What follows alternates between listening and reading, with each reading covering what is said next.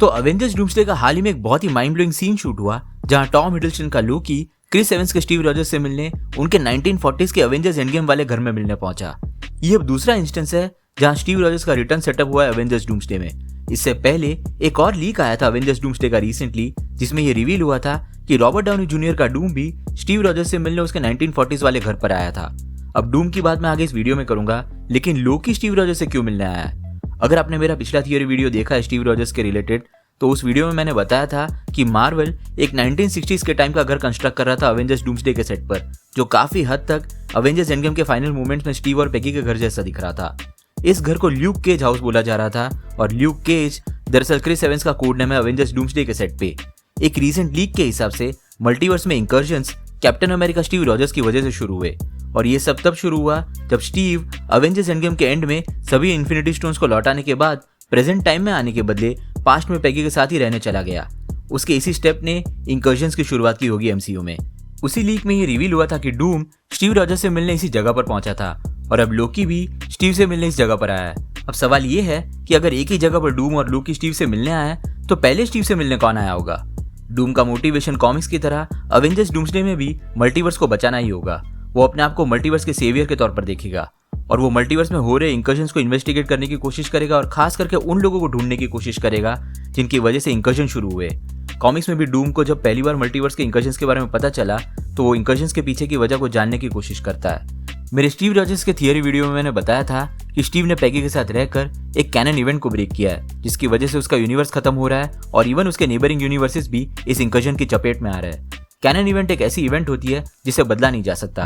अगर कोई उस इवेंट को ब्रेक करके नेचुरल रूल को तोड़ देता है तो उसका यूनिवर्स एक पॉइंट आने पर खत्म होने लगता है। इसका एक example Spiderman across the Spider-Verse movie में दिखाया गया है, जहां मिगेल ओहेरा एक स्पाइडरमैन 2099 एक ऐसी दुनिया ढूंढ लेता है जहां उसका वेरिएंट मर चुका है लेकिन उसकी फैमिली जिंदा है।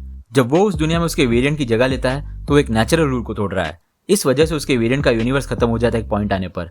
यानी कि कैनन इवेंट एक ऐसी इवेंट है जिसे हर हाल में उस यूनिवर्स के फंक्शनिंग के लिए होना ही पड़ेगा। जैसे कि पीटर पार्कर का अपने अंकल बेन को खो देना एक कैनन इवेंट है जिसे कभी बदला नहीं जा सकता। ये इवेंट हमेशा होगी। हाल ही में लीक हुई कुछ अवेंजर्स डूम्सडे की सेट फोटोज में ये रिवील हुआ है कि स्टीव और पेगी के घर के बगल में कुछ स्विंग्स और एक स्लाइड भी है, जो ये इंडिकेट करता है कि शायद स्टीव और पेगी के बच्चे भी है। इसीलिए मार्वल 1960s का घर कंस्ट्रक्ट कर रहा था अवेंजर्स डूम्सडे के सेट पे। अवेंजर्स एंड गेम के एंड में स्टीव पेगी से मिलने 1949 में आया था। अब ऑलरेडी कुछ साल बीत चुके हैं, उनके घर का लोकेशन भी थोड़ा अलग है अवेंजर्स एंड गेम वाले घर से और उन दोनों के बच्चे भी है। इस सिक्लूडेड सी जगह पर रहकर सेटल होना एक तरह से उनके लिए सेंस भी बनाता है, कंसिडरिंग पेगी और स्टीव को नहीं चाहिए कि बाहर किसी को स्टीव के एग्जिस्टेंस के बारे में पता चले। बाकी दुनिया के लिए वो ऑलरेडी बर्फ में फंसा हुआ है। तो बेसिकली यहाँ स्टीव ने टाइम ट्रैवल करके एक ऐसी रियलिटी बना ली है अपने लिए जो कि आइडियली एग्जिस्ट ही नहीं होनी चाहिए थी। इसीलिए एक मेजर कैनन इवेंट ब्रेक हुई है मल्टीवर्स में और इंकर्जन शुरू हो गए। अब डेफिनेटली डूम को अपनी इन्वेस्टिगेशन के दौरान स्टीव के एक्शंस के बारे में पता चला होगा और वो स्टीव से मिलने या प्रोबेबली उसे मारने उसके घर आया होगा। क्योंकि लोकी फिलहाल पूरा मल्टीवर्स संभाल रहा है और उसे हर टाइमलाइन में हो रही इवेंट्स के बारे में पता है, तो उसे डूम के एक्शंस के बारे में भी पता चल चुका होगा। अब यहाँ दो पॉसिबिलिटीज हो सकती है।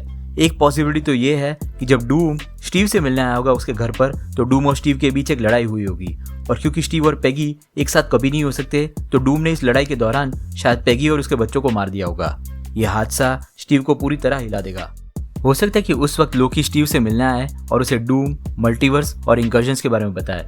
शायद इसी तरह लोकी स्टीव को रिक्रूट करेगा अपनी टीम में, कंसिडरिंग अब स्टीव को अपने एक्शन और कैनन इवेंट के बारे में पता चल चुका होगा और उसे भी इस बात को एक्सेप्ट करना होगा कि वो और पेगी कभी एक साथ नहीं हो सकते।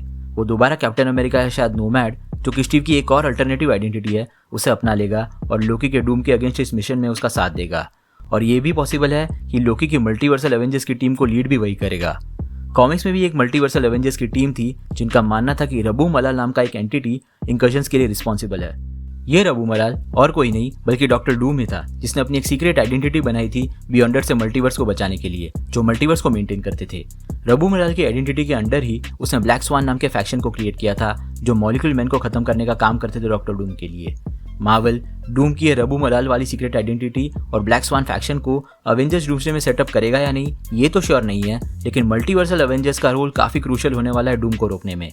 दूसरी पॉसिबिलिटी ये है कि लोकी पहले स्टीव के पास पहुंचेगा, लोकी स्टीव को मल्टीवर्स, कैनन इवेंट्स और इंकर्जन्स के बारे में भी बताएगा और इवन उसे डूम के आने की वार्निंग भी देगा। लेकिन स्टीव लोकी के साथ अवेंजर्स मूवी में हुए उसके एनकाउंटर की वजह से उस पर यकीन नहीं करेगा। स्टीव अवेंजर्स मूवी की इवेंट्स के बाद कभी लोकी से दोबारा नहीं मिला। उसके लिए लोकी का इंप्रेशन अभी भी एक ऑपरेसर और एक ट्रिकस्टर गॉड का ही है। वो यहाँ लोकी की दी हुई वार्निंग इग्नोर कर देगा और जब डूम आएगा तो शायद फिर से वही इवेंट्स प्ले आउट होंगी जिसकी बात मैंने थोड़ी देर पहले की थी। डूम और स्टीव के बीच एक लड़ाई होगी और शायद इस लड़ाई के दौरान पेगी और उसके फैमिली की डेथ हो जाएगी और तब शायद लोकी फिर से स्टीव के पास आएगा और उस वक्त स्टीव को लोकी की बात पर भरोसा होगा, जिसके बाद वो लोकी की मल्टीवर्सल टीम में शामिल हो जाएगा। इन दोनों ही केसेस में इसकी प्रोबेबिलिटी ज्यादा है कि स्टीव अब लोकी की मल्टीवर्सल एवेंजर्स टीम का हिस्सा होगा और शायद उस टीम को लीड भी करेगा। लोकी की इस टीम का मिशन ही डूम को रोकना होगा। डूम के इंटेंशंस भले ही इंकर्जन्स को रोकने के हो, लेकिन उसके एक्शंस इंकर्जन्स को और तेजी से एक्सेलरेट कर सकते हैं। कॉमिक्स में भी डूम जब इंकर्जन्स को रोकने की कोशिश कर रहा था तो उसे उस वक्त मॉलिक्यूल मैन के बारे में पता चला। इस मॉलिक्यूल मैन को बियॉन्डर्स ने ही हर यूनिवर्स में सेटअप किया था। उनका प्लान हर मॉलिक्यूल मैन को एक एक करके डेटोनेट करने का था, जिससे कि पूरा मल्टीवर्स एक साथ खत्म हो जाए और वो दोबारा नए मल्टीवर्स की शुरुआत कर सके।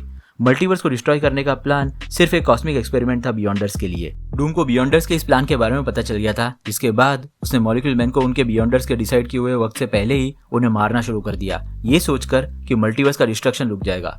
हालांकि उसके इन एक्शंस की वजह से इंकर्जन्स और तेजी से एक्सेलरेट होना शुरू हो गए।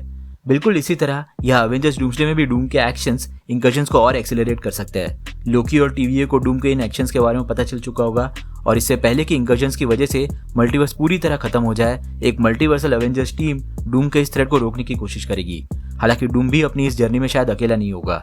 कुछ दिनों पहले एक रूमर आया था कि डूम भी अपनी एक अवेंजर्स की टीम सेटअप कर रहा है। शायद यही टीम अब लोकी की मल्टीवर्सल अवेंजर्स की टीम के साथ क्लैश करेगी मूवी के दौरान और खास करके मूवी के क्लाइमैक्स में। अल्टीमेटली डूम लोकी को उसके थ्रोन से हटाकर ही अपना बैटल वर्ल्ड क्रिएट करेगा अवेंजर्स सीक्रेट वॉर्स के लिए। So let's see. तो आपके क्या थॉट्स है अवेंजर्स डूम्सडे के इस लोकी के सीन को लेकर, और आपके हिसाब से लोकी क्यों आया होगा स्टीव रॉजर्स के पास? नीचे कमेंट सेक्शन में जरूर बताना।